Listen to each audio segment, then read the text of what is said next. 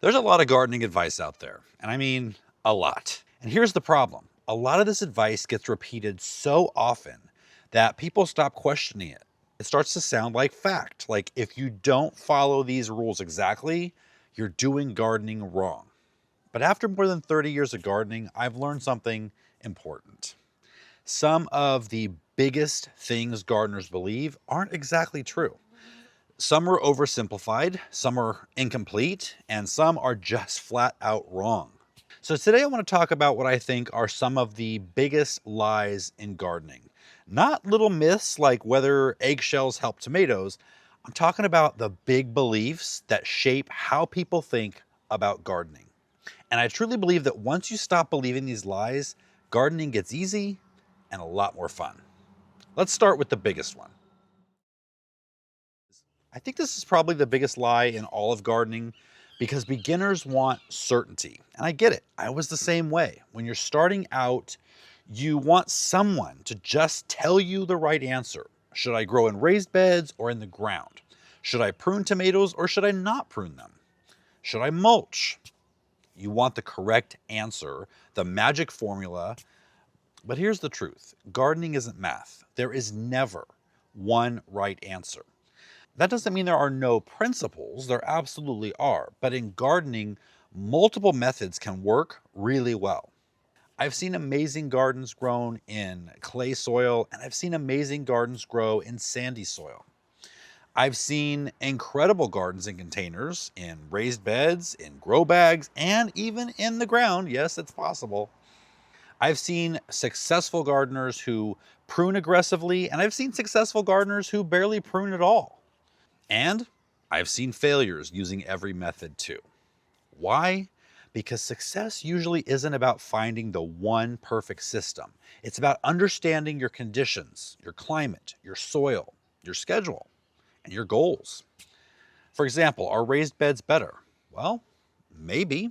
They can improve drainage, they can reduce bending over, help with things like gophers. Trust me, I know all about gophers. But if your native soil is already great and you don't have pest issues, you may not need them at all. So are raised beds better? For some people, absolutely. For everyone, no. The longer you garden, the more you realize something. Experienced gardeners stop obsessing over the right way and they start asking a better question. What works here for me? And that mindset shifts everything. This one has gotten worse because of the internet. And obviously, I'm a part of that. I make gardening videos. But here's the danger. People watch someone online have success and they think, if I just do exactly what they did, I'll get the same results. Not necessarily, because gardening is incredibly local. Something that works beautifully in one climate may fail miserably in another. Let's talk about one of the most common examples: plant tags. How many times have you seen a plant tag say full sun? Usually that means 6 to 8 hours of direct sunlight. Sounds simple enough, but here's what those tags don't tell you. 8 hours of sun in coastal California is not the same as 8 hours of sun in inland California. It's definitely not the same as Arizona or New Mexico or Texas or Minnesota or Maine. Morning sun and afternoon sun aren't even the same. Morning sun can be gentle and beneficial, and afternoon sun in July can absolutely roast a plant. Same with watering advice and planting dates, and same with tomato advice. I see this all the time. Someone comments and says, Brian, I followed everything you said, and my tomatoes are struggling. Then I find out they're trying to grow tomatoes through triple-digit summer heat. Well, that changes things a lot. This is why generalized advice only gets you so far. The best gardeners learn from experience in conjunction with general info like here on YouTube. I will tell you, this is why we created our community and gardenguide.com. The community allows you to talk, share, and be supported by others who might be experiencing your same concerns. Or Garden Guide is a free resource that gives you growing information based on your location for free. I'll leave links to both in the description. This one surprises people because it sounds logical.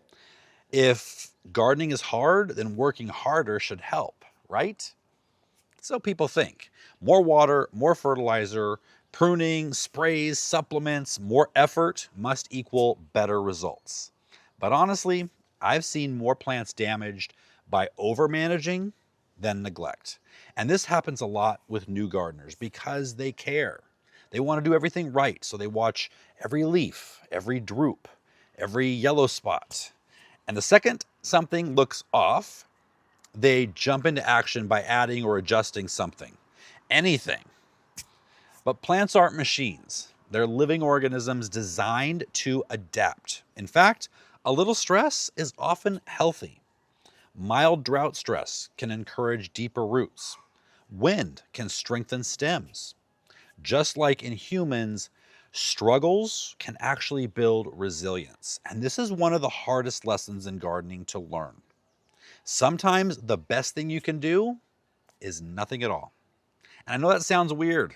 Doing nothing feels lazy and irresponsible. But experienced gardeners know something beginners usually don't. Not every problem needs fixing. Sometimes the plant is just adjusting. And if you immediately intervene every single time, sometimes you make things worse. And this brings me to the next lie.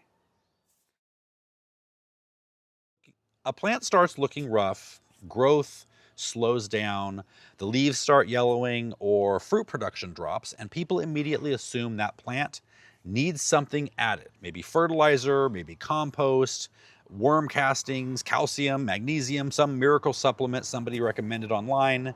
In other words, they assume the solution must be adding something. But a struggling plant is not always suffering from a nutrient deficiency. In fact, a lot of the time, the problem has nothing to do with nutrients at all. Sometimes the plant is getting too much water. Sometimes it's not getting enough. Sometimes the roots are damaged. The soil drains poorly. The plant is grown in the wrong season. Or it simply doesn't have enough sunlight. This is why I think one of the most important skills you can develop as a gardener is learning how to diagnose problems instead of just reacting to symptoms. Don't just ask, what should I add? Ask, what changed? What symptoms am I actually seeing? What's the most likely cause?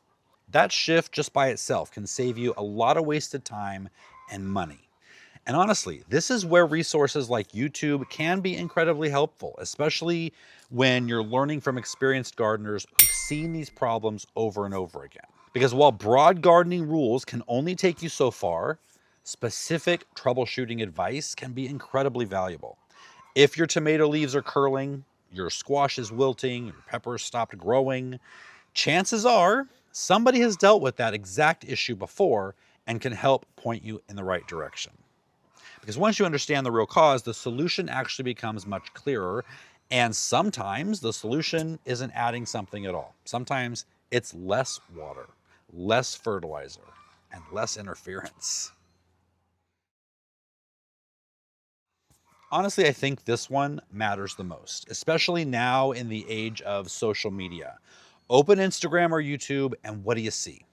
Perfect tomatoes, beautiful raised beds, huge basket busting harvests, and lush gardens everywhere. But what don't you see? You usually don't see the failures. Unless you watch my channel, I show plenty.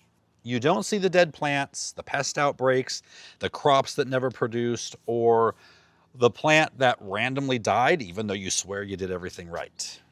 Most of the time, you're seeing the highlight reel, and that creates damaging belief. It makes people think that good gardeners succeed all the time.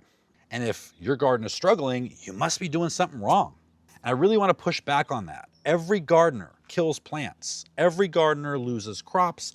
Every gardener has failures, including me, and more times than I'd like to admit. Although if you watch my channel, The Gardens at Sky Ridge, you know I'm pretty open about it because you get to see all the behind the scenes reality of what happens here. You see the successes, you see the failures, the setbacks, and the things that don't go according to plan. And honestly, that never goes completely away because gardening is part science, part art, and part chaos. Sometimes the weather wins, sometimes pests win, sometimes disease wins, and sometimes you do everything right and something still fails anyway. And that doesn't mean you're a bad gardener, it means you're gardening. And there's another lie connected to this one, that beautiful gardens happen quickly. They don't. Beautiful gardens take time, usually years. People walk into a mature garden and think, wow, I wish mine looked like this. But what they don't see are the years behind that result, the failures, the redesigns, the plants that died, and all the lessons learned along the way. Again, refer to my second channel. Beautiful gardens are built slowly, one season at a time. And the best gardeners aren't the ones who never fail. They're the ones who keep learning, keep adjusting, and keep showing up. That's the difference. So what's the biggest lie in gardening? Maybe it's this, that gardening is about following rules perfectly. It isn't. Gardening is really about observation, experimentation, and adaptation. It's about learning how nature behaves in your specific space with your climate, your soil, and all the conditions that come with your garden. That's why two gardeners can do things completely differently and both be successful. Because gardening isn't about perfection, it's about understanding. And the more you understand the why behind what works, the less dependent you are on rigid rules and the more confident you become in your own decisions. And ultimately, that's what makes you a better gardener. Thanks for watching, guys, and I'll see you next time.